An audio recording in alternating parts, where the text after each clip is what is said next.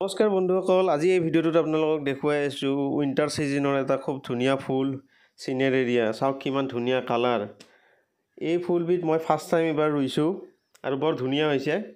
তো মই এই ভিডিঅ'টোত আপোনালোকক মই A to Z দেখুৱাম, পূৰা ষ্টাৰ্টিঙৰ পৰা ফুল ফুলালৈকে দেখুৱাম আৰু নাৰ্চাৰীৰ পৰা সৰু পুলি আনাৰ পৰা আৰম্ভ কৰি একদম শেষলৈকে দেখুৱাম আপোনাক কেনেকৈ মই ৰুইছোঁ। তো বন্ধুসকল, এয়া চাওক, মই নাৰ্চাৰীৰ পৰা সৰু পুলি কিনি আনিছিলোঁ, ইয়াতকৈও সৰু পুলি কিনি আনিছিলোঁ, আনি মই এই প্লাষ্টিকৰ গ্লাছত কিছুদিন ৰাখি দিছিলোঁ। এতিয়া এনেকুৱা চাইজ হৈছে। এতিয়া ইয়াক ট্ৰান্সপ্লান্ট কৰি দিম ডাঙৰ পটত।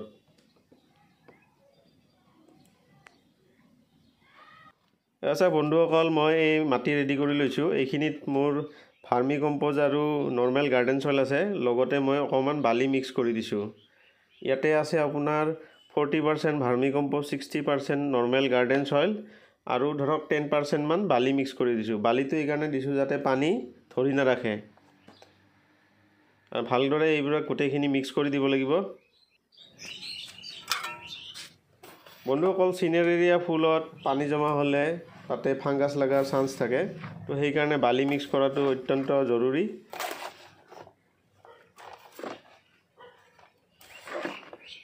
ধুনীয়াকৈ মাটিখিনি মিক্স কৰি দিছোঁ। এতিয়া বন্ধুসকল, এইটো পট লৈছোঁ মই। এইটো এটা মিডিয়াম চাইজৰ পট, তলত এটা ড্ৰেইনেজ হোল আছে। এতিয়া ড্ৰেইনেজ হোলটো আমি ওপৰত পুৰণি টাবৰ ভঙা টুকুৰাৰে বন্ধ কৰি দিছোঁ যাতে মাটি ওলাই নাযায়। এতিয়া আমি মাটিখিনি ইয়াত টাবত দিম।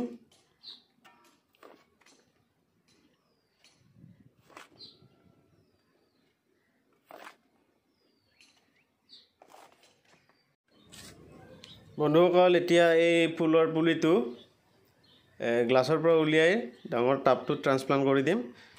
ধুনীয়াকৈ উলিয়াই ল'ব লাগিব, শিপাবোৰ যাতে ছিঙি নাযায়।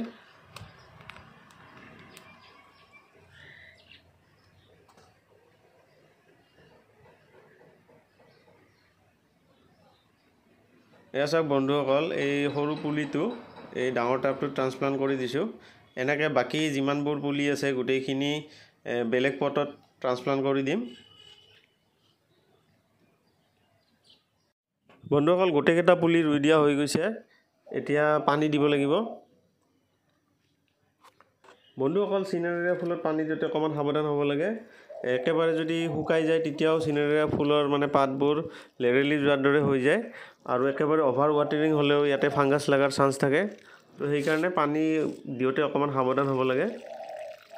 যেতিয়া ওপৰৰ মাটিখিনি অকণমান ড্ৰাই যেন দেখা যায় তেতিয়া পানী দিব লাগে।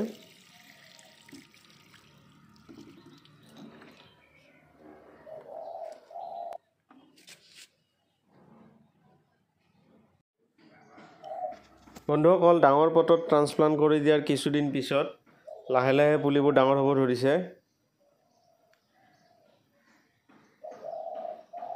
ফুল গ্ৰোথ হোৱালৈকে প্ৰায় 3 মাহ মানে লাগি যায়। এতিয়া এয়া চাওক, পূৰা পাতেৰে ভৰ্তি হৈ গৈছে। লাহে লাহে ইয়াতে সৰু সৰুকৈ কলি কিছুমান ওলাব ধৰিছে।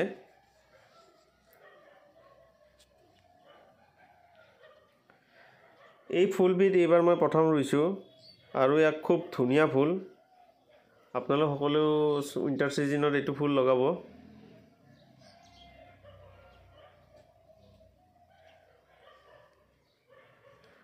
ঘাঁহ বনবোৰ গজিব দিব নালাগে।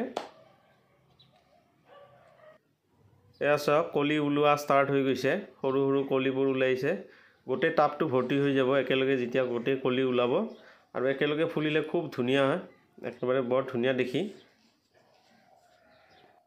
এয়া চাওক, একেলগে গোটেইখিনি ফুল ফুলাৰ পিছত কিমান ধুনীয়া দেখি, আৰু কালাৰবিলাক বৰ ধুনীয়া ধুনীয়া কালাৰ আহে চিনেৰেৰিয়াত। ডাৰ্ক ব্লু কালাৰ, এইটো light blue, dark blue, purple, pink, খুব ধুনীয়া ধুনীয়া কালাৰ। তো নেক্সট ছিজনত আপোনালোকেও যদি এইবাৰ লগোৱা নাই, নেক্সট ছিজনত আপোনালোকে এইটো ফুল ৰুব, খুব ধুনীয়া লাগিব। তো বন্ধুসকল, এইখিনিতে ভিডিঅ'টো সামৰণি মাৰিলোঁ।